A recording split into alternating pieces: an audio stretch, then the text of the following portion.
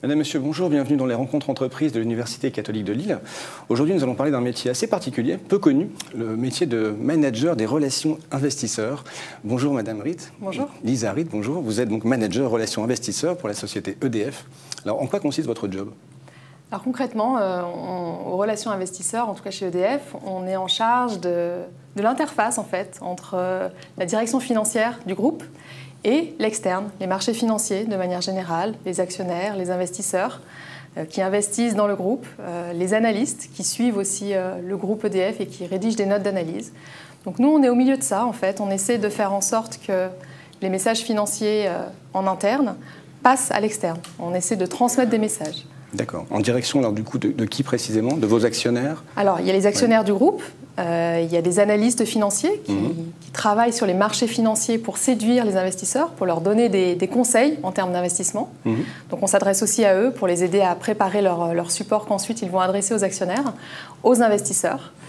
Et donc on s'adresse aussi aux investisseurs qui achètent en fait des titres EDF. Alors ça passe par la réalisation de quel type de support ou d'événement peut-être, c'est ça? Alors effectivement, on prépare des supports, toutes sortes de supports. On prépare des présentations, par exemple, que le directeur financier va utiliser, lui ensuite, quand il va rencontrer différentes audiences, à l'interne comme à l'externe. On prépare aussi des événements, comme des rencontres avec les actionnaires dans différentes régions de France, l'Assemblée générale. On prépare divers documents qui sont obligatoires aussi quand on est une société cotée, évidemment, ça passe aussi par ça. D'accord.